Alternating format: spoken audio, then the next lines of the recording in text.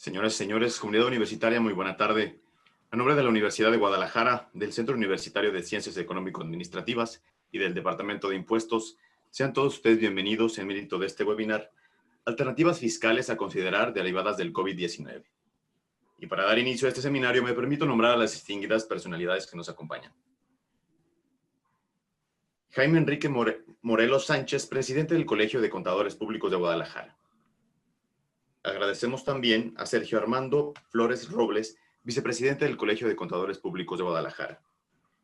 Y como moderador de este evento nos acompaña el maestro Sergio Alejandro Sánchez Graciano, académico del CUSEA. Reiteramos el saludo a todos ustedes y les mencionamos que al finalizar este seminario se leerán las preguntas e inquietudes que ustedes tengan, siempre y cuando las envíen a las redes sociales oficiales. Ahora dejo en el uso de la voz al maestro Sergio Alejandro. Muy bien, muchas gracias. Muy buenas tardes. Jaime, Sergio, ¿cómo están? Gracias por aceptar nuestra invitación. ¿Qué tal, Alejandro? Pues muchas gracias.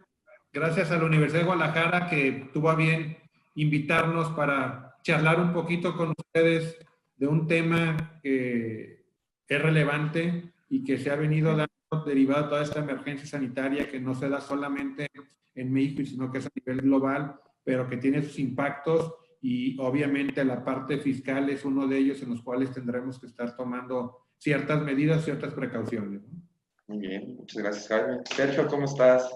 Bien, bien. ¿Y tú, Alejandro? Muy pues bien, la verdad es un gusto estarlos acompañando en esta transmisión, estar compartiendo parte de los conocimientos en relación con este tema que, si bien es cierto, bien comentaba Jaime, pues nos afecta a nivel global.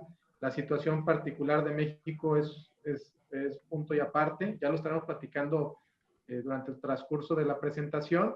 Y bueno, como te comentaba, es un gusto y más gusto pues estar aquí con gente de CUSEA que tanto Jaime como tu servidor somos egresados de la UDG, ahí de la carrera de Contaduría.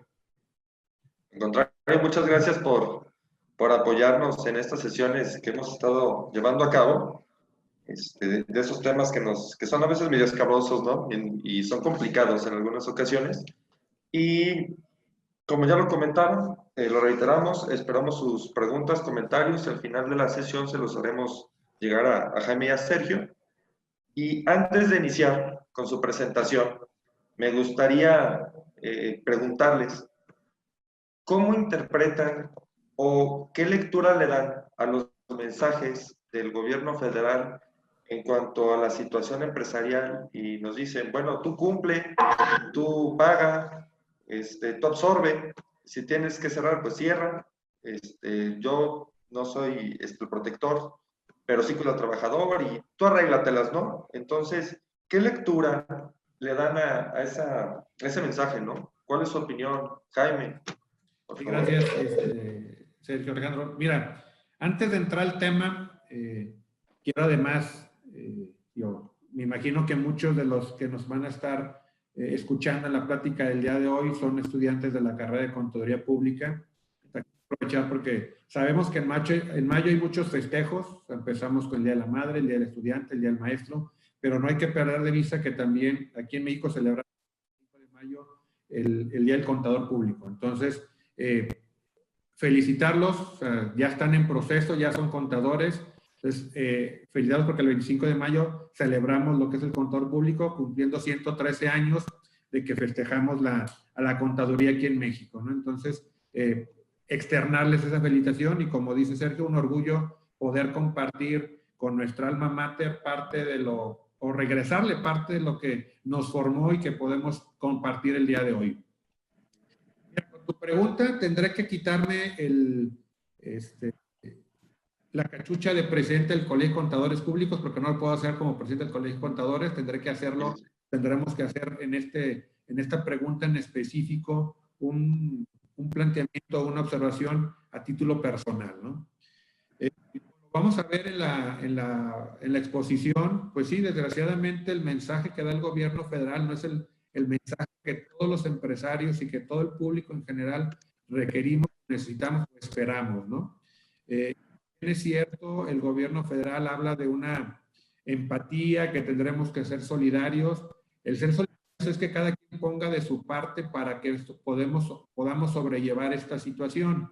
Y, sin embargo, todo ha sido respecto a que el empresario tenga que asumir, uno, la nómina, dos, los costos. Lo que no hay que perder de vista, porque también hay un tema que él saca en medios o en el gobierno federal en el tema de las mañaneras respecto a que él no va a rescatar ninguna de las empresas que puedan llegar a quebrar derivado de esta contingencia. Una parte importante a resaltar en este punto es que no hay que perder de vista que en todo negocio o para todo mexicano tenemos un socio, y en ocasiones el socio mayoritario, y precisamente el gobierno federal, ¿no? Contribuye con un 30% de las utilidades libres. Entonces, creo que el tema de que no me importa si las empresas llegan a quebrar, pues creo que sí me debería de importar, porque al final del día contribuyen para el gasto público del país y son horas de empleo, que es otro de los puntos preocupantes. Si bien es cierto que el gobierno hoy en día, la nómina, el gasto corriente que tiene en cuanto a personal es muy grande, es una realidad que no es quien genera los empleos o el grueso de los empleos. El grueso de los empleos está generado por la parte empresarial y siempre se ha enfocado al tema del rescate de las grandes empresas. Si volteamos a ver cómo está conformado la industria del comercio a nivel en México, la gran mayoría está conformado por pequeñas, micros y medianas empresas. Entonces, no nos podemos encasillar en algún momento, porque tampoco podemos tapar el sol con un dedo, que esos grandes corporativos se vieron beneficiados por algunas acciones, algunos privilegios. Pues no hay que perder de vista que hoy en día esta situación a los que más va a afectar es precisamente a ese sector del micro y pequeño y mediano empresario. Y son los que han estado levantando la voz o levantando la mano para que se les apoye. Y creo que un tema donde solamente diga, oye, es que yo no voy a rescatar a las grandes empresas, está bien, déjalos en una canasta aparte, pero el apoyo hacia quienes hoy día generan empleo y generan la actividad económica, pues creo que eso sí los tendríamos que estar volteando a ver. Sí, no, tendrían que generar ciertas condiciones para que esas empresas no se pierdan, ¿no? Tal vez no rescatarlas, pero generar las condiciones propicias para el crecimiento. Así es. Gracias, Jaime. Sergio. Sí, mira, Alejandro, me parece que, y también lo voy a comentar así como dice Jaime, no como parte del colegio, sino a título personal, me parece que la información que ha difundido el gobierno de parte de las empresas, pues no ha sido una información completa, ¿no? Desde que el presidente comenta que hay adeudos por parte de grandes empresas, millonarios, ¿no? Habla de 50,000 millones de pesos en adeudos, y él lo que hace, dice, pues hay que cobrárselo, que vengan y que paguen, ¿no? Para subsanar toda esta problemática que ahorita estamos viviendo. Pues la realidad de las cosas es que muchos de esos adeudos realmente no son adeudos en firmes por parte del SAT. Muchos de esos adeudos son créditos fiscales que las empresas están peleando y que en algún punto pueden ser ganados por las empresas o puede ser ganado precisamente por el propio SAT. Entonces, el no dar esta información completa me parece que crea una sensación de desencuentro entre empresarios y pues también la gente que está necesitando en estos momentos de cierto apoyo, ¿no? Porque esa gente pues, va a decir, bueno, pues ¿por qué los grandes empresarios no están pagando, se están viviendo y si realmente deben, ¿no? Entonces, son parte de esos mensajes, los mensajes o la evidencia que muestra de aquellas empresas que están despidiendo trabajadores. Si pudieron ver en meses, hace unas semanas atrás, mostraron una lista de aquellas empresas que habían estado despidiendo trabajadores, pero la realidad de las cosas es que esas empresas pues, no saben la situación particular que tiene cada una de ellas, lo que están viviendo, y realmente ese despido de trabajadores son por causas de fuerza mayor, que realmente lo que estamos viviendo es un tema de fuerza mayor, y que no tienen flujo para pagar y finalmente pues no le lleva otra cosa más que desprenderse de la plantilla laboral, ¿no? Entonces, me parece que estas situaciones el gobierno no está siendo muy, digamos, pues transparente o no está siendo muy objetivo en dar este tipo de información, ¿no? Si ustedes recuerdan, en el año 2008, cuando fue el tema de la influenza, pues en ese año el gobierno, digo, no quiero comparar partidos ni mucho menos, pero en ese momento hubo ciertos estímulos que sí otorgó el gobierno, temas de deducción inmediata, temas de prórrogas, para el tema de pago de impuestos. Son temas que los empresarios como tal estaban solicitando en esta pandemia para tratar de tener un poquito de liquidez y poder sobrevivir. Sin embargo, como lo vamos a ver un poquito más adelante en lo que es el transcurso de la presentación, realmente pues no hubo una cerrazón por parte del gobierno en dar este tipo de estímulos o este tipo de diferimientos que realmente esperaban y lo estaban solicitando los empresarios. Tuvieron reuniones con el presidente donde pues a final de cuentas desafortunadamente no se logró nada y pareciera que a partir de ahí hubo un alejamiento entre la cúpula empresarial y la parte del gobierno, ¿no? Sí, entonces lo que comentaba Jaime es realizar una cooperación en conjunto y lo que comentaba Sergio, no castigar tanto al empresario, ¿no? Yo le digo al trabajador que no te deben despedir, te deben pagar completo y yo soy el bueno, el empresario es el malo. Ese divisionismo creo que no, a lo que puedo cumplir, es lo que no debe ser ahorita, ¿no? Sino entrar todos para sacar esto adelante y hacer un esfuerzo conjunto, que es lo que comentaba, ¿no? No ser, ¿Sí? castigar tanto. Así es como lo tendríamos que estar haciendo, ¿no? Ver de qué forma podemos apoyar y a lo mejor un poquito ahorita algo de comercial del por cómo sí estamos tratando de hacer eso. Hay un proyecto hoy en día, pero eso ya para sector Jalisco, para lo que es el área de Jalisco, un proyecto precisamente auspiciado por un convenio entre el Consejo de Cámaras Industriales del Estado de Jalisco y precisamente el CUSEA, lo que es el Hospital PYME. ¿Y cuál es la intención del Hospital PYME? Es precisamente poder apoyar a ese micro, pequeño empresario que tiene problemas de liquidez o que tiene toda la intención de reconvertir su negocio y poder subsistir y de alguna forma poder reabrir sus puertas, de ser posible a partir del lunes que entra. Es un esfuerzo donde están haciendo la parte del sector empresarial con la parte educativa y nosotros como Colegio de Contadores Públicos, al pertenecer como un aliado estratégico del CCIJ, estamos también poniendo a disposición asesores para poder apoyar al empresario para que de alguna forma pueda, insisto, volver a reabrir sus puertas y estas asesorías pues, obviamente se hacen de manera gratuita. Entonces ahí es donde entramos con la parte de la solidaridad y creo que de manera general los mexicanos nos caracterizamos por ser solidarios, ¿no? Entonces, sí, como bien comentas, muchas empresas tuvieron que llegar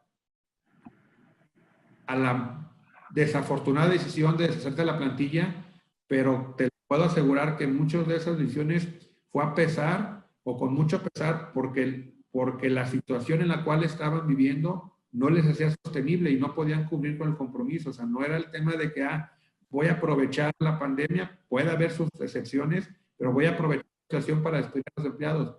No creo que haya así, porque insisto, ¿quién va a querer cerrar su fuente de ingresos, ¿no? Es correcto. Sí, lo vemos, como lo comentaste al principio, desde un punto de vista de práctica profesional, ¿no? Sí. Y ahora con esta introducción, me gustaría ahora sí cederles el uso de la palabra para que comience el debate con esas alternativas, ¿no? Que pudiéramos ver, pues que se tienen que analizar para salir de esta situación que se nos vino complicada, ¿no? Entonces, Jaime, Sergio, adelante.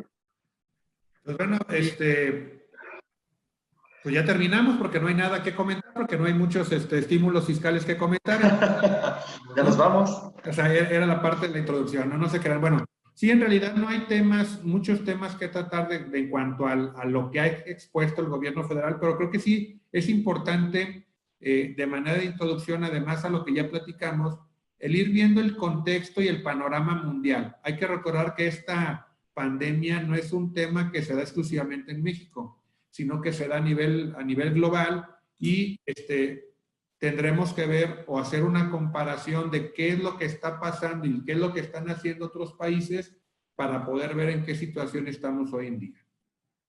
¿Qué estamos viendo aquí? Oye, ¿cómo estamos en comparación con otros países con los cuales han sufrido o están sufriendo la misma situación de una pandemia, de un cierre de negocios, de un aislamiento social en comparación con México? Aquí hay una tabla en la cual podemos ver en cuanto al porcentaje, en tema de apoyos económicos, qué es lo que ha hecho cada uno de los países con respecto al Producto Interno Bruto. Podemos ver que el tema de Reino Unido ha invertido un 17.7% frente a su Producto Interno Bruto en apoyos económicos para poder subsistir. Hablamos de apoyos económicos, de impuestos o como apoyos en dinero para la subsistencia. Entonces vemos Francia con un 15.2%, Alemania 14.2%, Estados Unidos con un 10.5% y México lo tenemos con un 0.7% del Producto Interno Bruto destinado a apoyos económicos. Entonces, pudieran decir, oye, pues hay que compararnos con iguales. Estamos viendo a Reino Unido, Francia, Alemania, Italia. Sí, lo que no hay que perder de vista es que son países que forman el G20, que forman parte del grupo de la OCDE y nosotros formamos parte de la OCDE. Entonces, estamos comparando con países con los cuales queremos estar ahí, queremos ser países de primer mundo, es por eso la comparación con estos países, ¿no? O sea, es un 0.07% del Producto Interno Bruto, aunque bueno, por ahí Sergio les va a hacer un comentario respecto al qué es lo que piensa, o ya se ha dado mucho en los medios de comunicación, también ya dentro de esos mensajes que manda el gobierno federal, ya también hay una desestimación del cómo se determina el Producto Interno Bruto y que bueno, que por lo menos aquí en México ya vamos a tener otro nivel, otra forma de medición, ¿no? Sí, sí, y exactamente, tal como lo comenta Jaime, bueno, ¿qué es el Producto Interno Bruto? El Producto Interno Bruto simplemente es un indicador que realmente es manejado a nivel global por todos los países para medir la riqueza que se genera en cada país, ¿no? Y de acuerdo a su comercio, de acuerdo a su industria, y esto nos sirve para ver si cada año se está creciendo o en su caso se está decreciendo. Si hay un decrecimiento, pues quiere decir que hay una recesión en el país que tenga ese decrecimiento, ¿no? Bueno, el gobierno, antes de entrar al poder, hablamos de nivel persona de López Obrador, había comentado pues, de que México iba a crecer, ya una vez tomando el poder con el tema del PIB, iba a crecer 3, 4 puntos. Sin embargo, desafortunadamente, conforme ha ido pasando el tiempo, hemos visto que el año pasado inclusive salimos prácticamente tablas. Realmente, si podemos medir, tuvimos un pequeño decrecimiento, por no decir que no tuvimos una recesión, pero prácticamente salimos tablas. Y este año, pues, las estimaciones del crecimiento realmente pues son nulas. Al contrario, se espera un decrecimiento alrededor del 8.8%.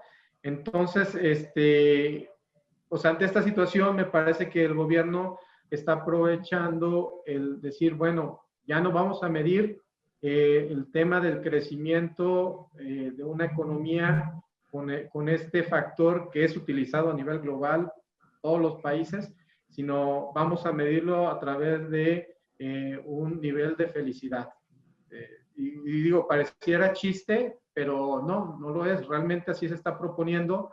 De hecho, el día de hoy o ayer, no recuerdo bien, el presidente ya comentó de que están trabajando en los parámetros para determinar este nivel de felicidad o de bienestar con el que va a ser medido si hay un crecimiento o no de la economía en México, ¿no?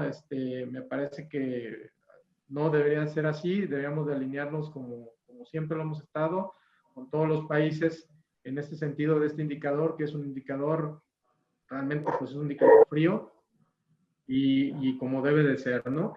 Y en este sentido, pues, bueno, aquí en la lámina que estamos presentando los apoyos económicos que se han otorgado, como lo dice Jaime, pues han sido apoyos económicos relacionados prácticamente con créditos que se han otorgado o que se espera se otorguen porque en pláticas que se han tenido con la gente de las cúpulas empresariales, al menos aquí en Jalisco, lo que comentan es que estos apoyos, ellos o el conglomerado de la industria o el comercio que forman parte de estas cámaras, pues no lo han recibido, no se ha sentido que hayan ya tenido acceso a estos créditos que en principio promulgó el gobierno de que se iban a otorgar, sobre todo a micro y pequeñas empresas. Y bueno, también parte de lo que informó el gobierno, y todavía recuerdo fue un domingo, que parecía ser que ese día era el día como si fuera una final de mundial de fútbol. Todos estamos a la expectativa de ver realmente qué es lo que iba a decir el presidente.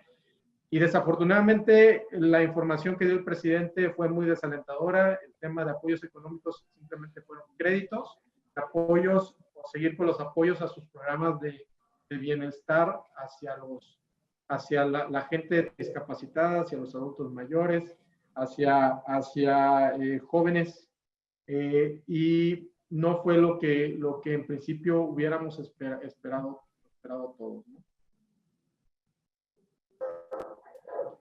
Sergio, Jaime, una pregunta. Comentaban sobre los indicadores, por ejemplo, el PIB que es utilizado, comentaba Sergio, pues en diferentes países como un indicador estándar. Entonces, pudiéramos pensar que algún indicador que no le agrade al presidente o que no lo favorezca, lo vamos a estar modificando, porque hablabas de la felicidad y, bueno, ¿cómo la vas a medir? El anuncio que dio que está determinando los parámetros de cómo medir la felicidad. Digo, a ver, aquí no nos quisiéramos meter mucho en tema de qué es lo que sea, pero digo, también es lo que estamos viendo, ¿no? O sea, datos que no se les favorecen, ellos tienen otros datos, ¿no? Entonces, sí, el tema de que cuando no me conviene pareciera que cuando no me conviene algún indicador, voy a descalificar ya sea la fuente o la forma en que se determina, ¿no? Entonces, sí, como comenta Sergio, hay programas que probablemente son buenos. El tema del apoyo a los adultos, a los discapacitados, no es malo el programa como tal, pero sí hay otros temas que al parecer son, llamémosle caprichos y que no quieren cambiar y que probablemente hoy en día tendrían que pasar a un segundo plano. Hay necesidades o hay prioridades que van antes de cumplir con esos magnos proyectos. Si bien es cierto, se prometen en campaña, creo que los pudiéramos hoy en este momento dejarlos de lado, ¿no?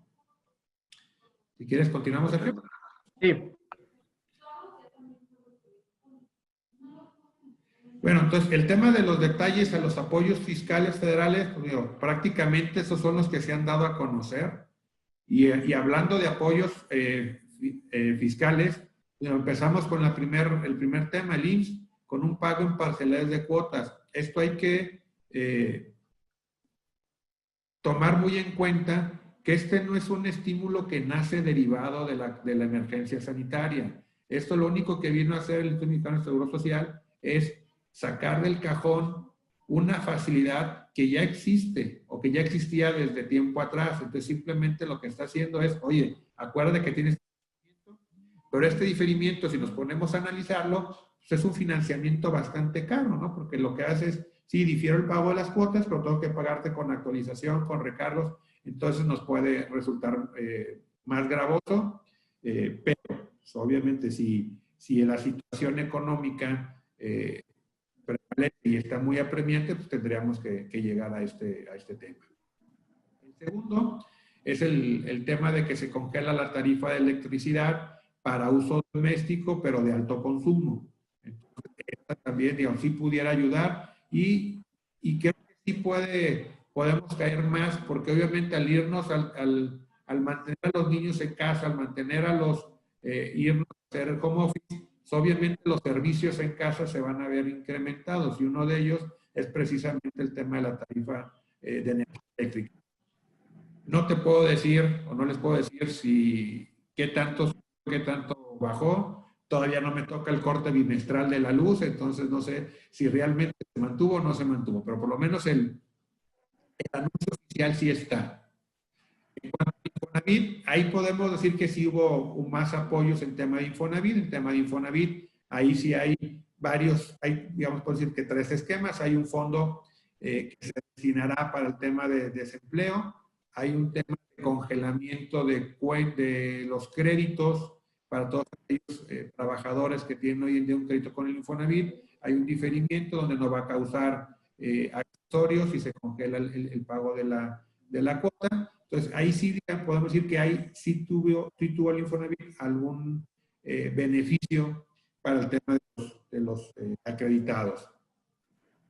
En cuanto al SAT, pues ya, ¿qué fue lo que se anunció? Se anunció el tema de unas facilidades de pagos y acelerar las devoluciones. Esto, desgraciadamente, al día de hoy no hemos visto que realmente esa promesa de que las solicitudes de devoluciones se aceleren en sus procesos de conclusión. De hecho, la semana pasada hay una publicación por parte de Administración Tributaria en el cual, en vez de, a lo mejor esperamos decir, mira, yo ya agilicé y las devoluciones están haciendo en lapsos cortos de tiempo, lo único que dice es que las están cumpliendo de acuerdo a los tiempos que establece el Código Fiscal de la Federación. Entonces, ¿esto qué significa? Que, bueno, pues no se están haciendo más ágiles. Lo pudiéramos ver desde otra perspectiva. ¿Qué es lo que está pasando en la práctica? En la práctica es de que no se estaban cumpliendo esos plazos que establecía el Código Fiscal de la Federación, no estaban devolviendo los 40 días hábiles, se estaban yendo a plazos mucho más grandes y hay trámites de devolución que nos ha tocado vivir que van 6 meses, 1 año para poder obtener la devolución derivado de los requerimientos. Si bien es cierto, también ellos no están exentos y también los mandaron a que hicieran ellos dicen que a pesar de que hubo empleados que los mandaron a hacer home office, estos procesos están llevando de manera natural y están trabajando desde casa para darle trámite a estas devoluciones. Yo creo que se mencionó que era uno de los puntos que se estuvo solicitando para personas morales, y es precisamente el diferimiento en la presentación de la Declaración Anual de Personas Físicas. Esto se vino solicitando desde el mes de marzo, cuando se inició la pandemia, para que también aplicara a personas morales. No fue una solicitud solamente de la cúpula empresarial, sino nosotros como contadores y como miembros del Instituto Mexicano de Contadores Públicos, también se presentó un pliego de opciones fiscales que consideramos viables para que el Ejecutivo lo pudiera avalar. Sin embargo, para el tema de personas morales no se dio, sí para el tema de personas físicas. Y no por ser mal pensado, pero eso lo pudiéramos ver de dos vertientes. Una, ok, para quien tenga saldo a cargo, si hay un diferimiento, porque puedo irme hasta el mes de junio para hacer el pago de los impuestos. O tema 2, lo que quise detener es todos los saldos a favor o todas las devoluciones que venían dando en estos meses con la presentación de la declaración de las personas físicas. Entonces, pudiéramos verlo con las dos vertientes, ¿no? Una, sí un beneficio, o dos, lo que quería hacer más bien era detener cúmulo de devoluciones a los cuales estaba obligado a hacer y que también ya había dado el anuncio de que iba a estar dando las devoluciones en un plazo no mayor a 3 días.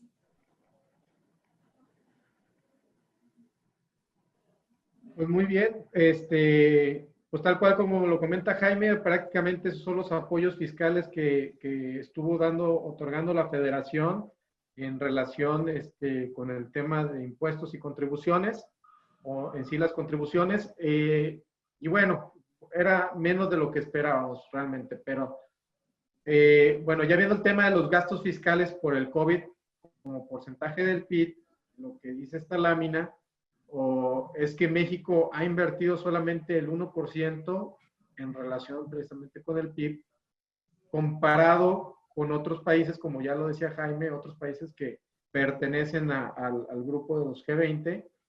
¿Y qué son este tipo de gastos fiscales? Pues realmente, como ustedes saben, el tema hay un presupuesto de ingresos cada año y un presupuesto de egresos, y en este presupuesto de ingresos, en principio, se establece a qué rubros se van a ir destinados los ingresos que se vayan percibiendo durante el año, y dónde van a ser aplicados.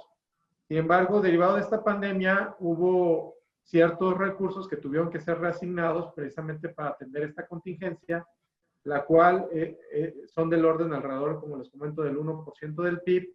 ¿Y qué tiene que ver estos gastos? Estos gastos tienen que ver con el tema de adecuación de los hospitales, de contratación de médicos que se están utilizando para hacer frente a esta pandemia, de las camas, del tema de respiradores, como se pudo observar, no teníamos respiradores, se tuvieron que, en principio, parece ser encargar a Estados Unidos, y nos está haciendo el favor, ahí por medio de Trump, de comprar estos respiradores.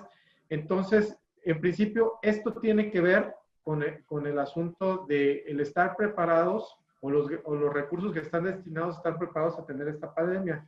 También incluye el tema de los materiales que los médicos utilizan, temas de mascarillas, batas, caretas, que bueno, ya hemos visto la calidad con la que se han estado adquiriendo, pero bueno, eso es otro tema, ¿no? Pero en principio, eso es lo que tiene que ver esta lámina. México ha destinado el 1% respecto a los porcentajes que han estado incurriendo o destinando a otros países en el mundo.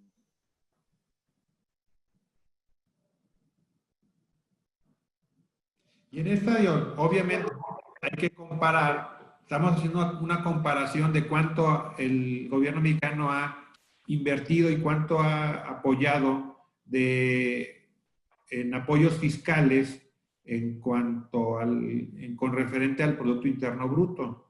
Pero pues también hay que tomar en cuenta qué nivel de recaudación tiene el gobierno mexicano. Entonces, ya también comparando lo que recauda con respecto al PIB, pues también podemos ver que somos uno de los países que menos recauda con respecto al PIB a nivel global. Entonces, ahí es donde pudiéramos encontrar también una de las razones por las cuales destino menos recursos, ¿no? O sea, destino menos recursos porque mi recaudación en base tomando como referencia el PIB, sí también es de las más bajas. Entonces, ahí es donde pudiéramos tratar de buscar o encontrar una posible justificación del por qué ese margen de inversión y de apoyos comparado con los otros países. Así es. Bueno, pues esta es la lámina final, con eso termina, ¿verdad, Sergio? Con esto terminamos. La presentación no. Es cierto. Simplemente estas láminas era para ponerlos en contexto de cómo México está en comparación con los demás países del mundo, cómo de que estamos reaccionando. Y bueno, aquí lo ponemos en una lámina, ¿no? A la fecha ni el SAT ni la Secretaría de Crédito Público han emitido resolución alguna sobre estímulos o facilidades en materia tributaria relacionadas con el COVID.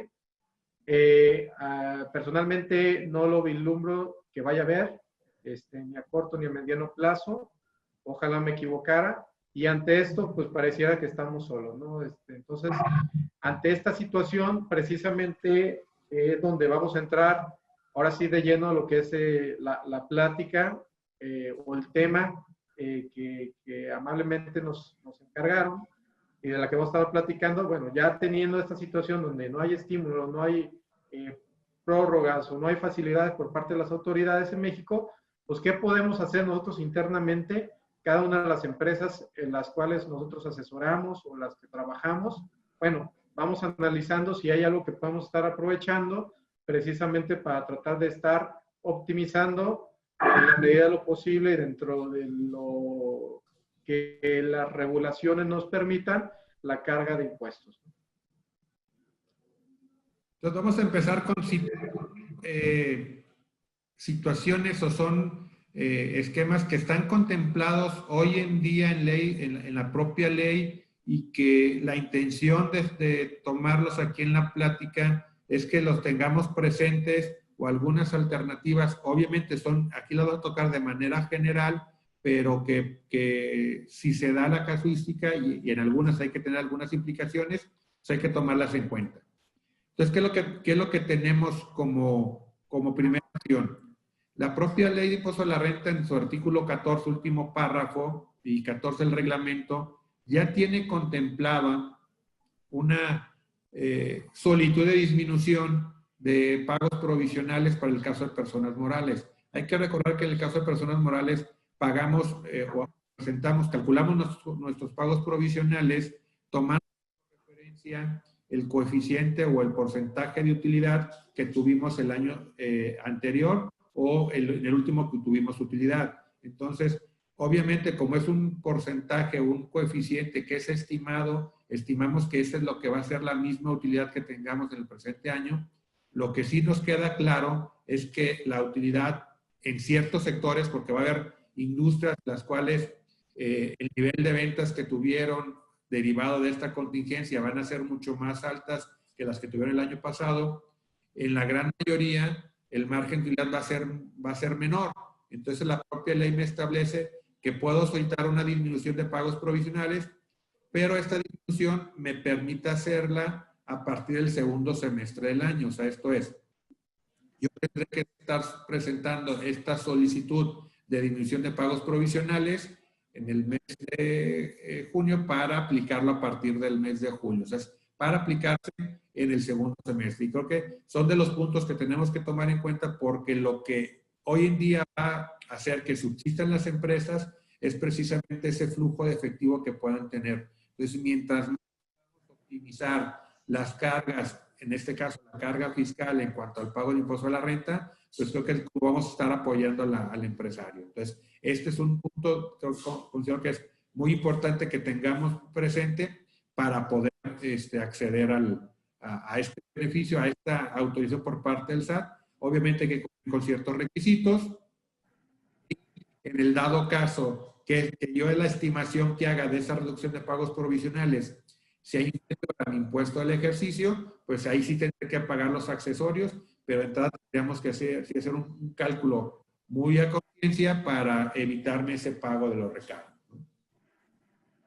Otro punto, no viene en ley, sino que lo podemos hacer si es que las circunstancias me lo permiten, es traspasar alguna parte del negocio a una nueva sociedad o a una persona física con actividad empresarial. ¿Por qué hacerlo de esta manera? ¿O qué beneficio tengo de hacerlo? Pues hay que recordar que una empresa de nueva creación va a pagar, no va a tener coeficiente de utilidad, entonces por lo pronto no va a tener que desembolsar los pagos provisionales hasta la presentación de la declaración anual, y en dado caso que en 2020 esta sección del negocio no genere utilidad, pues tampoco tendré que pagar pagos provisionales durante 2021. Y en el caso de personas físicas hay que recordar que ellos tributan conforme a flujo, entonces nos vamos a ingresos y deducciones y voy a pagar sobre la utilidad o la utilidad real que genere conforme a ese flujo.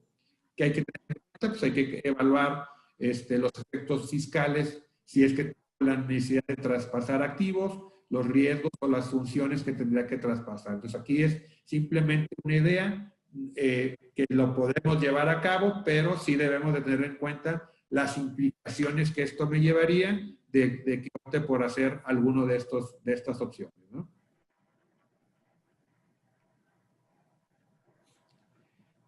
También hay un tema para el tema de la disminución del coeficiente de utilidad, y esto es no en el segundo semestre. Digamos que no está en ley, sino más bien hay un precedente, el cual aquí mismo viene, se lo vamos a dejar en la lámina, no vamos a entrar a la lectura del mismo, pero se lo dejamos donde la propia autoridad señala que para el tema de revisiones no me va a poder determinar un crédito fiscal, ya que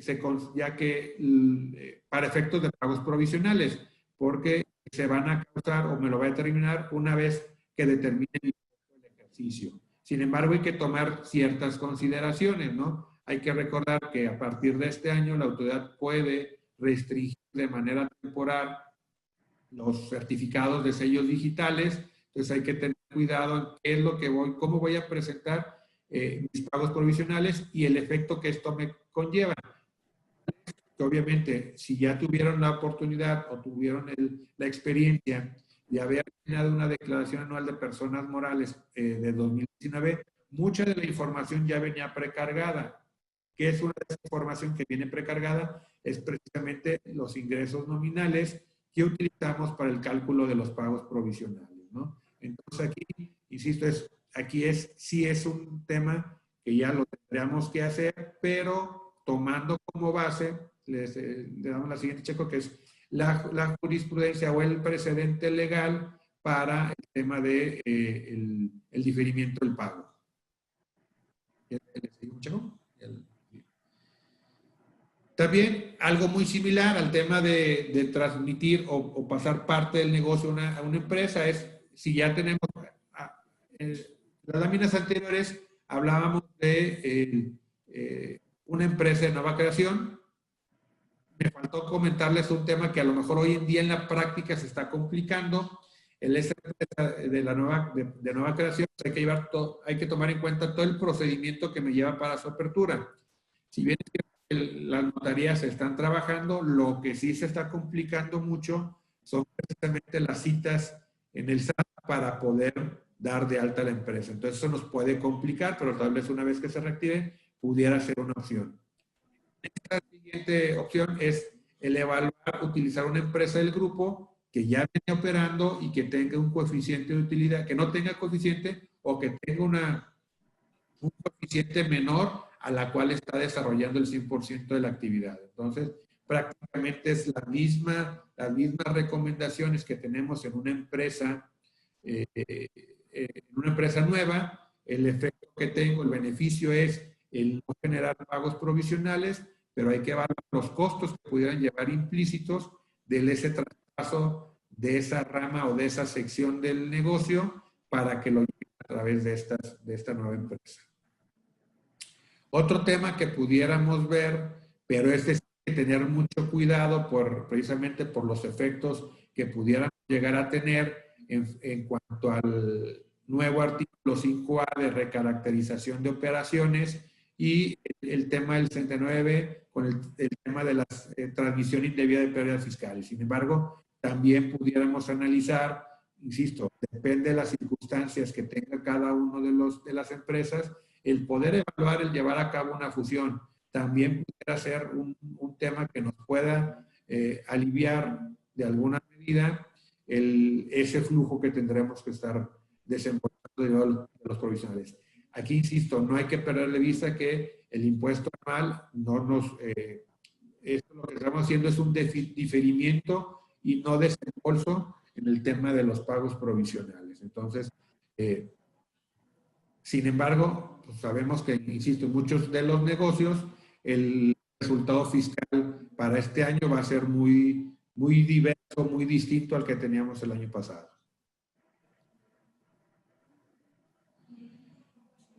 Diferimiento de pago, sí, hablábamos como estímulo de diferimiento de pago. En materia de IVA, hay que recordar que en materia de IVA se tributa conforme a flujo. En cuanto a flujo, no hay, en cuanto a IVA, no hay ningún estímulo. El IVA lo tendremos que estar pagando mes con mes. Es un impuesto que trasladamos y que estamos obligados a enterar. O sea, no es un impuesto propio. Y si se opta por no enterarlo, hay que estar conscientes de las consecuencias que esto lleva, ¿no? O sea, esto trae, además, en caso que la autoridad me lo detecte, traeremos una consecuencia de actualización, recargos, y es un ingreso no propio, entonces la multa lleva un agravante. En materia del impuesto de la renta, sí hay un tema de diferimiento ya contemplados en ley, pero que son sujetos a autorización. ¿Cuáles son de esas condiciones? Por ejemplo, en el caso de personas morales, puede soltar el pago en parcialidades plazo no va a poder exceder a 36 meses, en el caso de parciales, o un pago diferido que no va a ser mayor a 12 meses. Hay que presentar el formato correspondiente y cubrir en el primer pago por lo menos el 20% del impuesto que estamos solicitando la devolución. Digo, el diferimiento del pago. En el caso de personas físicas, aplica para el impuesto anual, y también traíamos un tema ahí por el tema del diferimiento del plazo, porque la disposición legal que me señala a partir de cuándo voy a pagar las mensualidades, me hablaba que iba a terminar el mes de septiembre, si es que fuera el mes de abril. Aquí ya se hizo la adecuación para que esos hasta 6 mensualidades empiecen a correr a partir del 30 de junio y puede ser hasta 6 mensualidades. En este caso, el tema de los recargos no es tan gravoso, pero sí es un tema que tendré que estar pagando por el diferimiento del pago. ¿Cuáles son, en qué casos no procede esta autorización? Cuando se trata de contribuciones que debieron pagarse en el año de calendario en curso, ni en 6 meses previos, o en el caso de impuestos retenidos, trasladados o recaudados, como puede ser el ISR retenido por arrendamiento, por honorarios o por asalariados. Entonces, para estos tipos de contribuciones no aplican el diferimiento o el pago a plazos.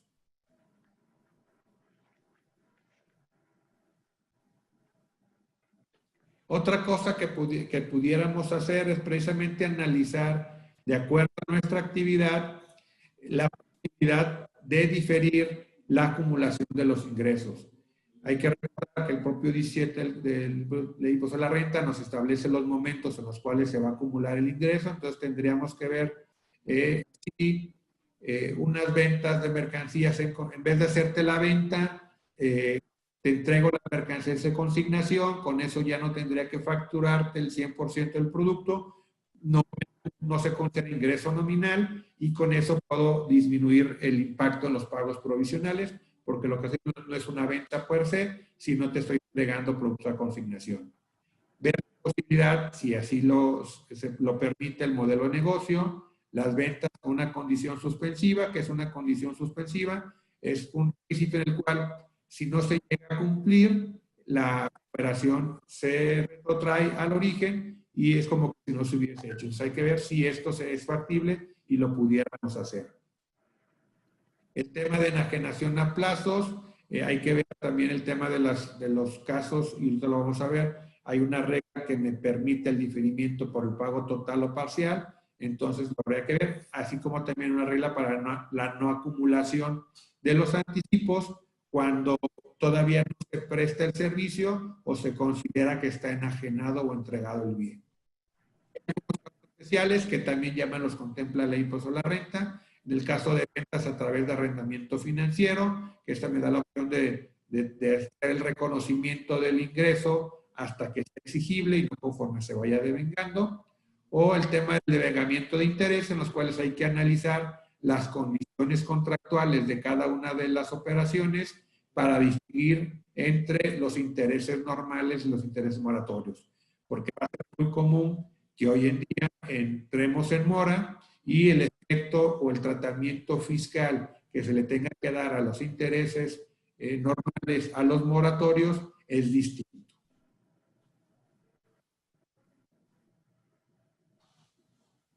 Igual, esta es la regla que les mencionaba. Hay una regla, la 324 de la resolución miscelánea fiscal, donde nos permite el ingreso por cobro total o parcial de la contraprestación. No lo considere para la acumulación de pagos provisionales. Me marca ciertos requisitos, entre los cuales no es indispensable que el bien no haya sido entregado o no se haya prestado el servicio, que la acumulación de los cobros sea hasta que el bien se haya sido entregado materialmente o se haya prestado el servicio. Aquí no lo voy a acumular, sí lo voy a cobrar, no lo voy a acumular, sino hasta que se preste el servicio o se entregue de manera material el bien. ¿Qué tendré que hacer? Sí acumular al cierre del ejercicio, el saldo de cuenta de anticipos conforme se vaya dando el flujo, y la deducción del costo de ventas me permite estimarlo de acuerdo al saldo que tengan en esa cuenta, y lo voy a determinar de en base al promedio que tenga de mi costo de venta fiscal, de mis operaciones a las cuales sí haya completado. Entonces, este también es un punto que es importante. Me marca como requisito adicional que haya emitido el comprobante fiscal digital correspondiente por el total de la operación, pero sí debemos de dejar debidamente documentado el que se haya prestado el servicio o no se haya entregado el bien, ¿no? Porque hay que ver que hay que dejar debidamente soportadas y documentadas todas las operaciones.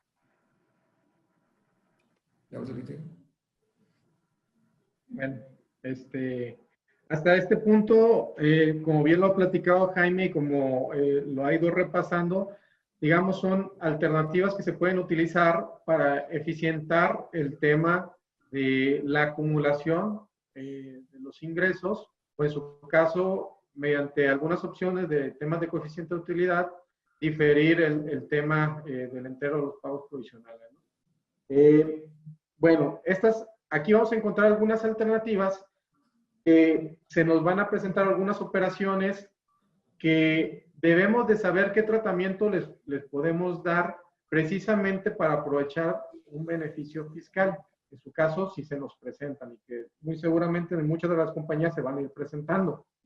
El primero de ellos tiene que ver con los intereses. En el caso de empresas, bueno, aquí hay que cuidar dos rubros. Uno, el tema de la capitalización delgada y el tema de la reforma fiscal que entró en vigor a partir de este año. En el tema de la capitalización delgada, tiene que ver con aquellos intereses o inclusive fluctuación cambiaria, llámese pérdida cambiaria, que la ley fiscal le da el tratamiento de interés, que provienen de deudas contratadas con empresas extranjeras que son partes relacionadas. Entonces, la ley lo que hace es que nos da un procedimiento para determinar si realmente la empresa está sobreapalancada, porque, digamos, nos tenemos que ir un poquito para atrás. Anteriormente se utilizaba mucho este esquema en donde venían empresas extranjeras, le inyectaban deuda a las compañías mexicanas y sacaban flujo de las compañías mexicanas con el concepto de interés, pagando una tasa de retención muy baja aquí en México, porque las empresas mexicanas, al momento en que le pagan el interés a las extranjeras, tienen fuente de riqueza aquí la extranjera y tiene que efectuar una retención a la mexicana del 10 al 15% por el interés que se está pagando. Entonces, realmente se están llevando los extranjeros un flujo con una tasa de interés pues, bastante decente, bastante módica.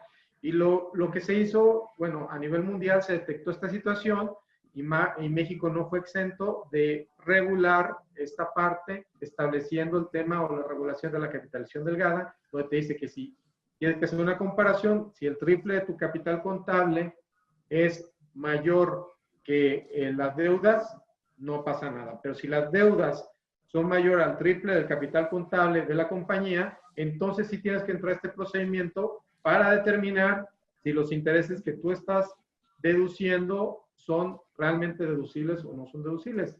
Y bueno, el capital contable también se puede aplicar a las cuentas fiscales, lo que es la CUCA y la CUFIN, en sustitución de este capital contable, no da la opción, ¿no? Bueno, ese es un procedimiento que se tiene que cuidar, que ya venía de muchos años atrás y que ha ido cambiando, mutando a través del tiempo, pero lo que entró en vigor a partir de este año, es precisamente lo que ponemos ahí como un 30% del EBITDA fiscal.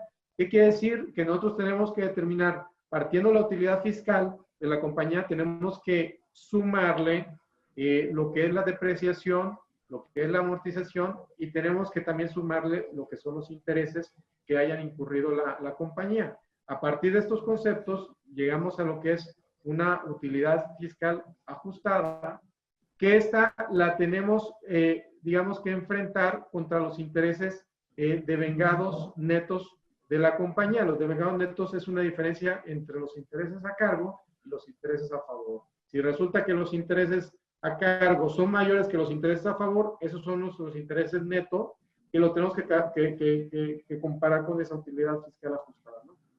Bueno, entonces tenemos que medir tenemos que hacer estos procedimientos para verificar si realmente no estamos cayendo en un tema de intereses no deducibles, los cuales nos pudieran limitar en determinado momento la deducción de la compañía, y partiendo sobre todo de la base que ante esta circunstancia que estamos viviendo, muchas compañías pues van a estar requiriendo de créditos o de financiamiento de parte de bancos o de parte de terceros, que muy seguramente vamos a estar cayendo en el mecanismo o el procedimiento de la determinación de estos intereses no deducibles. Bueno, viene lo que son los activos fijos.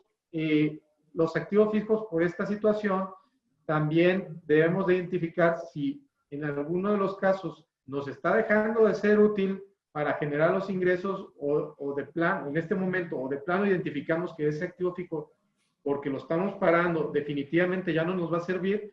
Bueno, pues nos da la posibilidad la ley de, si dejó de ser útil, pues deducirlo en forma inmediata con el saldo pendiente por deducir que tenía ya la compañía, perdón, el activo fijo por deducir, valga la redundancia. Y bueno, lo que son las disminución de las tasas de depreciación también es una buena opción. Como bien lo comentaba Jaime, si estamos vislumbrando que en este ejercicio fiscal no nos va a ir tan bien y de repente estimamos que en lugar de terminar con una utilidad, vamos a terminar con una pérdida fiscal, o inclusive traíamos pérdidas fiscales de ejercicios anteriores que probablemente ya se van a desaprovechar, pues lo que podemos hacer es patear deducciones, diferirlas, precisamente para que esas pérdidas no se me vayan a caducar o la vayamos a perder por completo.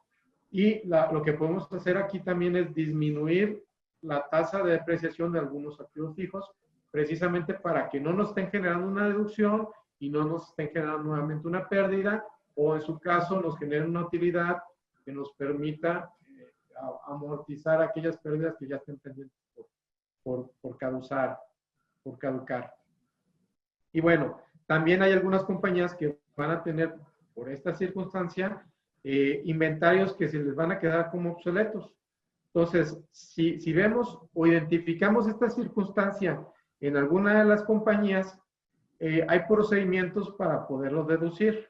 Estos procedimientos, bueno, vienen marcados ahí en el artículo 27, fracción 20, y prácticamente lo que dice es, bueno, los puedes destruir. Lo que tienes que llevar a cabo es un aviso para destruirlos, esos inventarios, y de esta manera los puedes reducir. Si son bienes que están destinados a la subsistencia humana, llámese alimentación, vestido o algo de vivienda, entonces esos digamos, inventarios, antes de proceder a la destrucción, tenemos, o nos obliga la ley, a ofrecerlos en donación.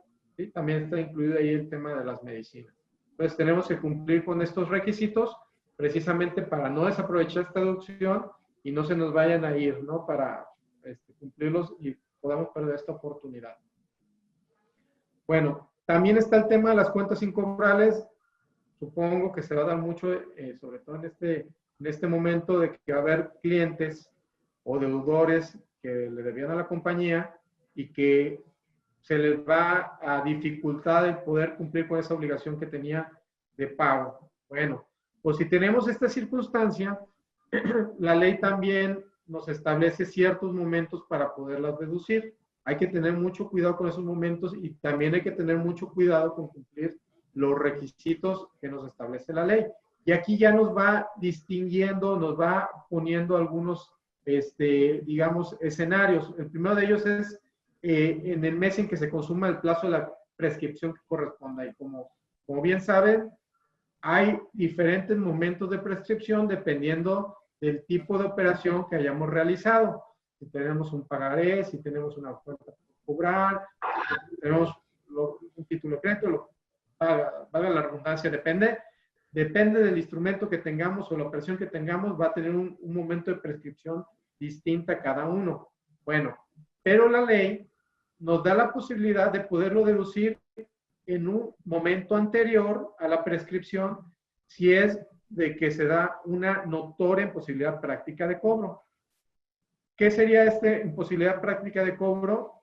Nos la distingue por créditos menores a 30,000 UDIs, y ahí abajo tenemos la referencia, 30,000 UDIs es equivalente más o menos a 195,000 pesos. Te dice que la vamos a poder deducir en el plazo de un año, contado a partir de que incurra en mora y no se hubiera logrado el cobro. Entonces, si teníamos de plazo para que nos pagaran 3 meses y a partir del cuarto mes empieza a incurrir en mora, bueno, hasta el año siguiente es cuando vamos, de que empezó a ocurrir en mora, es cuando lo vamos a poder deducir. Entonces, si estamos en esa circunstancia en este año, es importante deducirla en este momento, porque si no la deducimos en este momento, que es el año en que posterior al que incurrió en mora, entonces no lo vamos a poder deducir. ¿Está claro? Y bueno, tenemos los créditos mayores a 30,000 UDIs, que esta nos señala que van a poder ser deducibles cuando se haya demandado ante una autoridad judicial el pago de créditos, haya iniciado el procedimiento arbitral como medio para su cobro. En estos casos, sí es importante, les comentaba que hay requisitos que se tienen que cumplir. Uno de ellos es notificar, se tiene que notificar al acreedor que nosotros vamos a proceder a la deducción de ese crédito y por lo tanto, con un tema de simetría fiscal, ellos tendrían que estar acumulando ese ingreso o esa cuenta por pagar. En principio, porque no la están pagando, pues tienen se entiende que hay un incremento en su haber patrimonial y por lo tanto tendrán que estar acumulando esa cantidad. Otro de los digamos, supuestos de imposibilidad de práctica de cobro es que se compruebe que el deudor ha sido declarado en quiebra o en concurso mercantil, ¿no? Y aquí debe existir una sentencia que declare concluida la quiebra por pago concursal o por falta de activos. ¿Cuál es un requisito? Y ahí lo marcamos como un requisito indispensable. El informar a la autoridad, hay que presentar una declaración informativa dentro del 15 de febrero del año siguiente, en el año en que pretendamos hacer la deducción.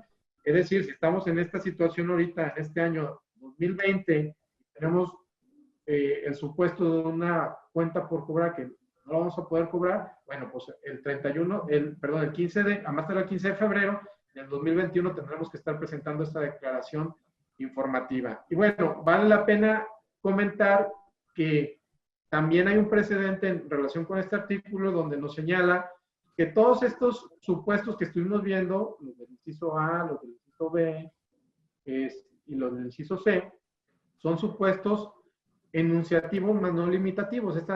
Este precedente nos señala que puede haber otros supuestos de imposibilidad práctica de cobro que no necesariamente estén contemplados en la ley, pero que si los tenemos bien amarrados y bien soportados, en determinado momento nos pueden servir como argumentos para demostrar que había una imposibilidad práctica de cobro y en ese momento también pueda llevar a cabo la deducción de esa cuenta por cobrar, ¿no? Sin embargo, ese es un precedente, les comento, no es algo que esté establecido en la ley, pero que sí nos puede servir en determinado momento para soportar alguna deducción por este concepto. Bueno, ¿quieres comentar algo, Alejandro? Sí, Sergio, ya estamos recibiendo algunas preguntas y nada más para presionarte un poquito, nos quedan más o menos 15 minutos. Ok. Ya. Para alcanzar a medir. Bueno, le damos. Ahorita ya preguntamos todo. Le damos más celeridad a este tema. Bueno, poquito, venimos gracias. Gracias, Alejandro. Hay partidas que se pueden deducir, no necesariamente estando pagadas, como la provisión de gratificaciones a los empleados. Normalmente las deducciones de los sueldos van conforme al flujo. Sin embargo, la ley nos contempla o nos da la posibilidad de que si hay una provisión de gratificaciones a los empleados, estas sí se pueden deducir. Luego, lo que son las deducciones de anticipo de gastos, estas deducciones, con el simple hecho de haber dado un anticipo para realizar cualquier tipo de gastos, no necesariamente significa que ya nos prestaron el servicio, ya nos entregaron esos bienes. Con ese simple hecho ya lo podemos deducir, cumpliendo con ciertos requisitos el ejercicio siguiente, que es que se tenga el comprobante que ampare el total de la operación. Y bueno, aquí manejamos finalmente en esta lámina una posibilidad que también es conforme a jurisprudencia, que es la actualización del costo de ventas, que dentro de los litigios que se fueron derivados de la implementación de este nuevo mecanismo de costo de ventas, de compras de costo de ventas, lo único que se ganó fue precisamente el actualizar las mercancías que se estén vendiendo, ¿no? Y aquí les dejamos la jurisprudencia para que en una oportunidad que tengan le echen un ojo, ¿no? Bueno, se van a estar presentando en estos momentos situaciones en las cuales vamos a estar probablemente cobrando pólizas de seguro que tengan que ver con daños que se hayan causado, por ejemplo, a algunos bienes que tengamos en la compañía. Bueno, estas recuperaciones de estas pólizas de seguro en principio son acumulables y hay ciertas excepciones en las cuales nos señala la ley que no van a ser acumulables, como en el caso de inversiones, aclaro, inversiones o activos fijos, en los cuales si yo esa cantidad que estoy recibiendo la reinvierto en un activo fijo o una inversión de naturaleza análoga a la que estoy perdiendo, pues esa cantidad que estoy recibiendo no la voy a acumular. Si invierto una cantidad adicional a la que estoy recuperando, esa cantidad sí la puedo deducir, ¿no?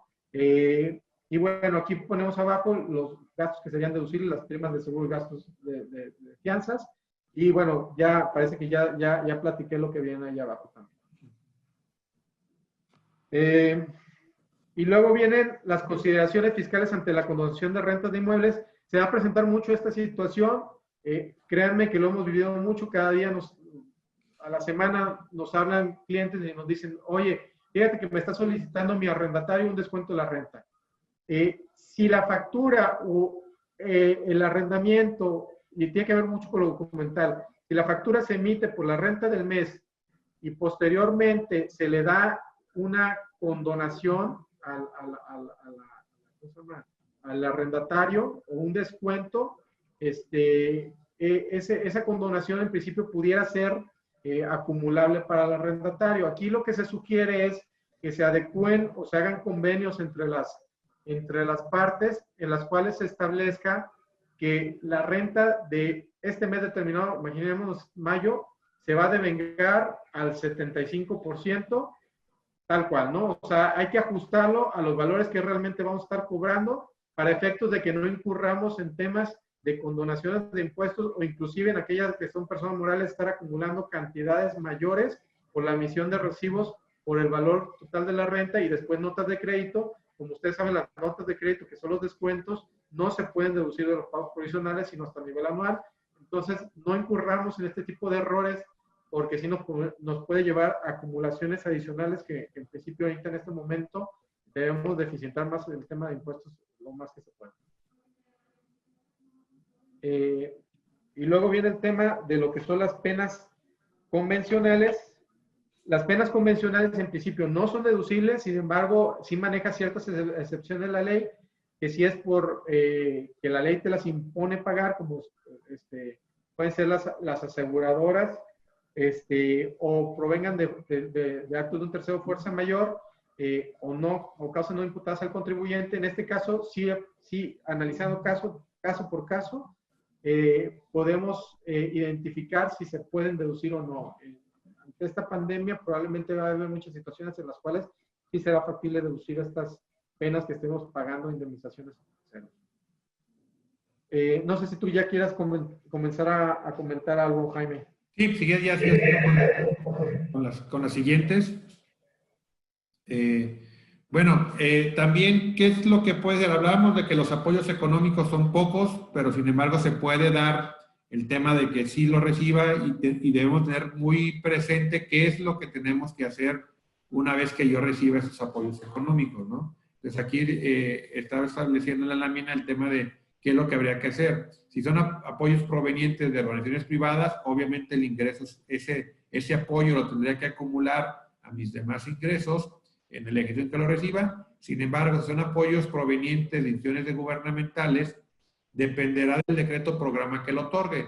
Hay que recordar que el propio decreto tendrá que establecer si es acumulable o no es acumulable este estímulo que estoy recibiendo y cumpliendo ciertos requisitos, ¿no? Que estén contenidos del presupuesto de egresos de la federación o de la entidad federativa que va a otorgar ese crédito, que cuente con un padrón de beneficiarios, que se distribuya a través de transferencia electrónica de fondos, que se cumpla con los requisitos y reglas del programa en el cual está establecido este apoyo, y lo que ya no puede para cualquier trámite gubernamental, ¿no? O sea, la opinión de cumplimiento de obligaciones que esté favorable, que no tengamos alguna inconsistencia, alguna declaración no presentada, y obviamente hay que recordar que hoy en día también este reporte de opinión nos está haciendo un amarre entre los ingresos facturados y los ingresos declarados.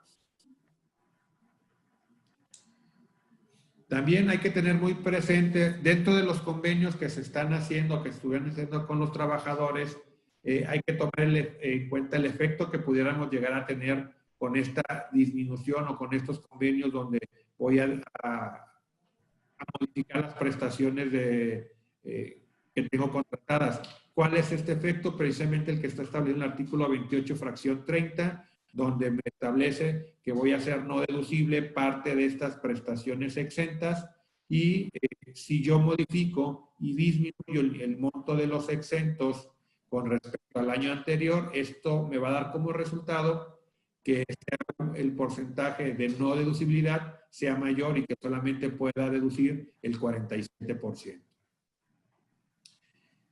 ¿Qué tratamiento le tendré que dar para efecto de impuesto a la renta? Yo como patrón a las cantidades que entrega a los empleados como apoyo para atención médico-funeraria, pues en una primera instancia son deducibles, pero hay que tener en cuenta, o siempre y cuando estas prestaciones se las voy a otorgar como una prestación o apoyo de previsión social, tiene que ser de manera general y lo debo de tener debidamente documentado en mi plan de previsión social, ¿no? Ahí les ponemos los artículos, los fundamentos legales que debemos de cumplir para efectos de esta deducción.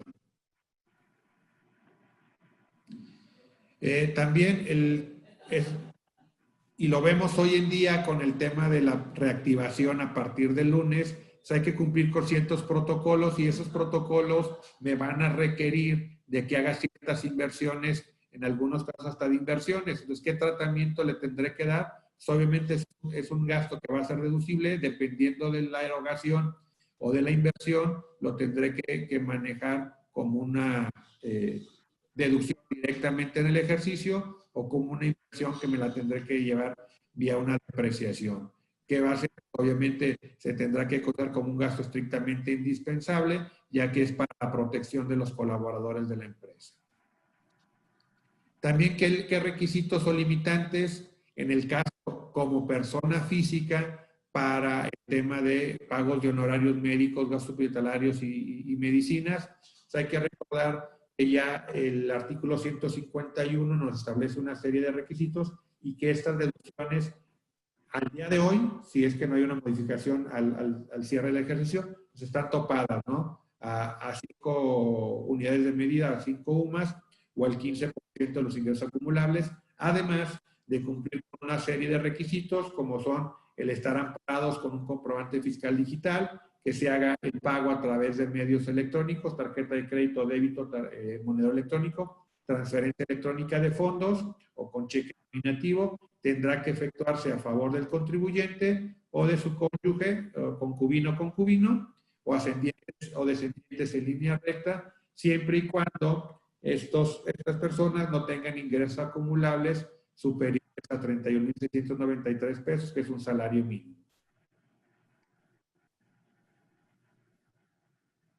El tema de los limitantes para gastos funerarios, hay que recordar que están limitados a una UMA anual, equivalente a 31,693 pesos. Puedo hacerlo deducible si este gasto es para el contribuyente, para su cónyuge o concubino o concubina y descendientes en línea recta, igual que el gasto de los gastos médicos. En el caso de fallecimiento de una persona, puede ser causal exclusión para la prestación de la declaración anual, pues pudiéramos decir que por regla general, no. O sea, va a depender del régimen en el cual estoy. Como persona física, si yo estoy dado de alta como asalariado o como prestador de servicios por honorarios, sí ya nos transmito esa obligación de seguir con pagos provisionales, pero si soy un arrendador o llevo a cabo actividad empresarial, a pesar de que ya haya fallecido, las obligaciones continúan vivas y las tendrá que llevar a cabo el albacea o el representante legal de la sucesión testamentaria. Entonces, a pesar de que ya esté 3 metros bajo tierra, en estos casos todavía tendré que seguir cumpliendo con el fisco. ¿Qué también va a ser muy común el que yo disponga de los fondos que tenga en la cuenta individual de retiro o del IMSS para el caso de desempleo? En estos casos, el propio artículo 93, fracción 27, está considerado que estas disposiciones van a ser exentas de impuestos sobre la renta. El trámite de firma electrónica avanzada no está disponible por cita, sin embargo hay un aplicativo por parte de la autoridad que nos permite renovar, en el caso de personas físicas, la contraseña, y en ocasiones pudiéramos llegar al tema de la firma electrónica avanzada. Entonces, son de las situaciones que, derivados de esta contingencia, debemos tomar en cuenta que no es tan fácil el poder llevar a cabo este trámite. Consideraciones adicionales: no hay que perder de vista que el IVA y el IEPS son conforme a flujo. Hay que tener mucho cuidado en cuanto al manejo que le damos al flujo de efectivo para tratar de optimizar los pagos, ¿no? Ya que el financiamiento por parte del fisco pues puede resultar muy oneroso. Tal vez vale la pena mejor buscar otros medios de financiamiento para poder cubrir con esas obligaciones y que no sea a través del pago de actualización y recargo, ¿no? Y no hay que perder de vista, dependiendo de los montos, hay que recordar que ya se puede catalogar como delito de defraudación fiscal, y dependiendo del monto puede llegar hasta un tema de cárcel. Sigue ya rápidamente, temas de apoyos en Jalisco. Son ahí algunos estímulos fiscales, los que ya se dieron a conocer: 400 millones de pesos para actividades económicas informales, digamos que son de autoempleo, donde yo tengo que reponer posteriormente con 4 horas de servicio social, digamos, ese apoyo que me están dando.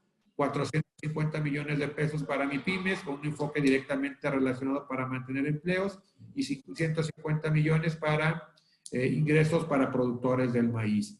Y como digamos, como un estímulo adicional, el tema de la ampliación del plazo para el refrendo vehicular hasta el 29 de mayo, con un descuento del 5%, que es lo que sí no hubo un estímulo y que lo esperamos con el tema del 2% sobre nóminas. Hasta el día de hoy no hay un estímulo referente a este impuesto estatal.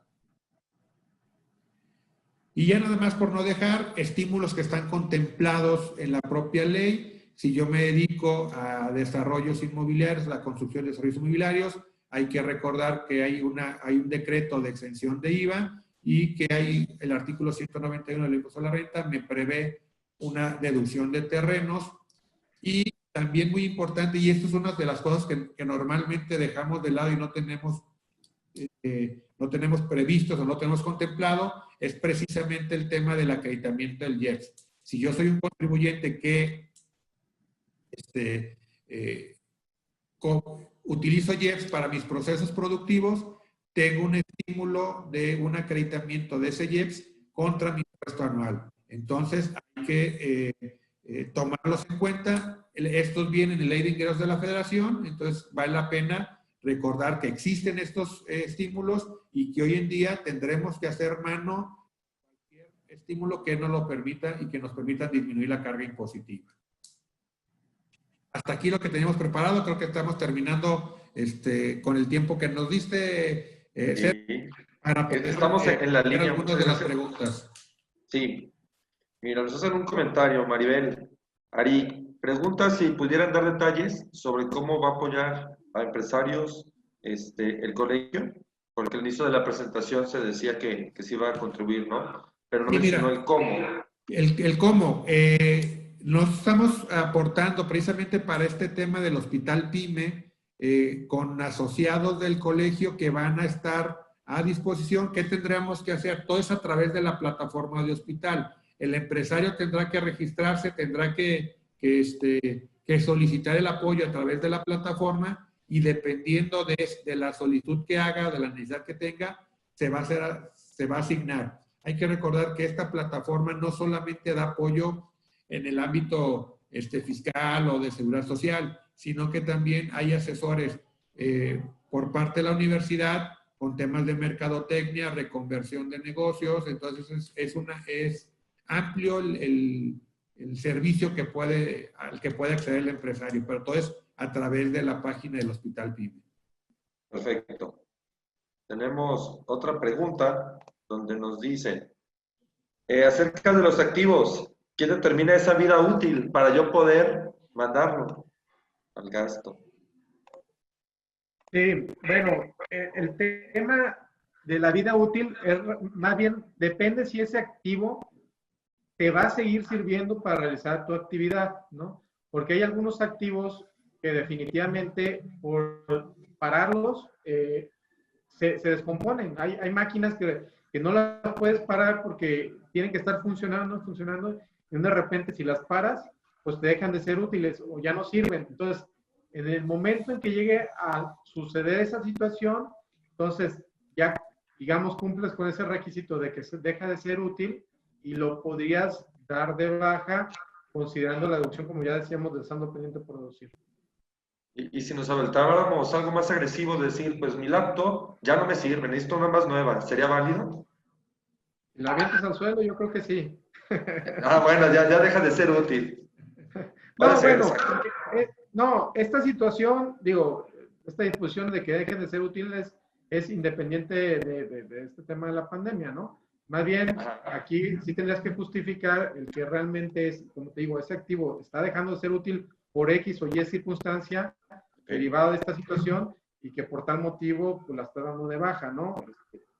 Y hay que dejar la evidencia de esa determinación del por qué la estoy dando de baja, porque obviamente en caso de una revisión por parte de la unidad, lo que me va a solicitar es precisamente en qué me basé para poder dar de baja y hacer la deducción de ese activo, ¿no? Entonces, sí hay que tener debidamente documentado. ¿Cómo lo puedo hacer?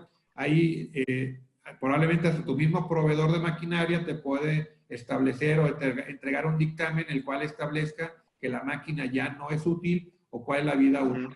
Hay que recordar que para efectos contables podemos hacer la depreciación en línea recta aplicando un porcentaje o en base a unidades producidas. Entonces, puedes establecer que quien te vendió la máquina y esa máquina por lo menos te va a producir tal número de piezas.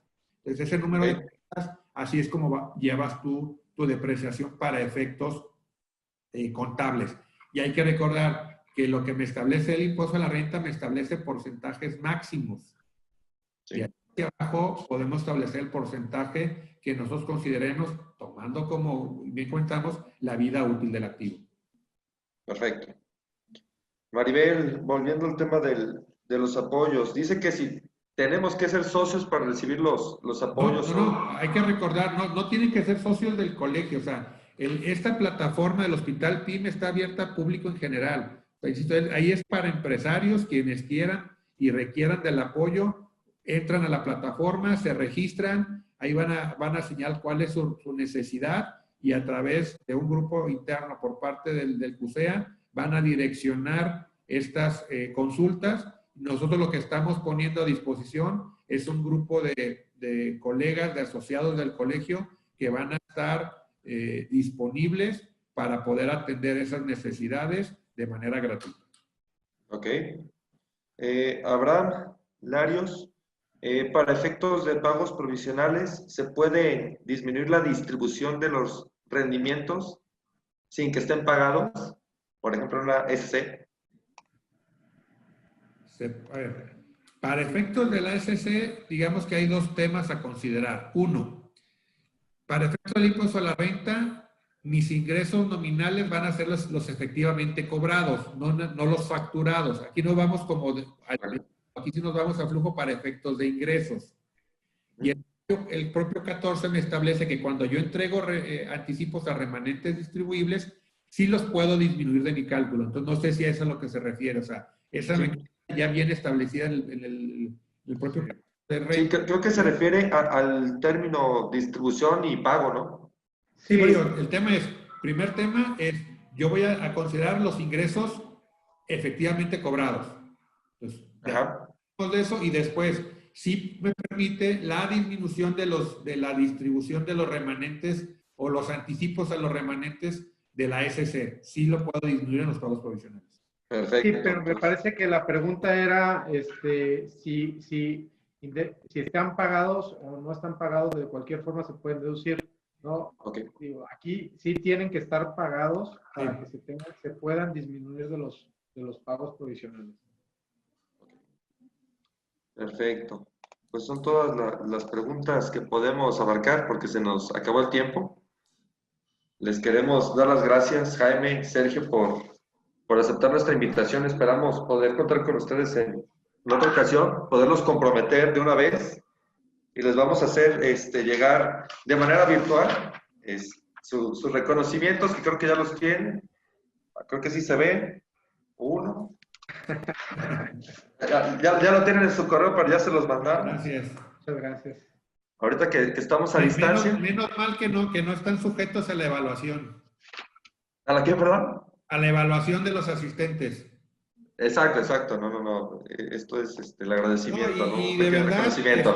digo, para la invitación, o sea, siéntanse con toda la confianza de que si en algo podemos apoyar, digo, tanto como institución, como en mi caso presidente, seré como vicepresidente del Colegio de Contadores Públicos, estamos en la mejor disposición de colaborar con la Universidad de Guadalajara y siendo egresados de la universidad, si el día de mañana, a pesar de que ya no estemos en la posición en la que estamos actualmente, requieren y consideran que somos útiles, ténganlo por seguro que lo haremos con todo el gusto del mundo.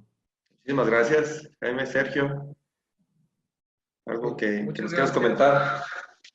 No, pues ahora sí que, pues muchas gracias por la invitación. Como bien dices, es un placer estar aquí en esta plática, al menos virtual, ya cuando esperemos se reactive toda esta situación, pues qué mejor que estarlos viendo físicamente a todos los estudiantes en vivo y pues así como dices que nos comportamos, créeme que en el momento que quieras, estamos ahí disponibles para estarlos acompañando en cualquier evento.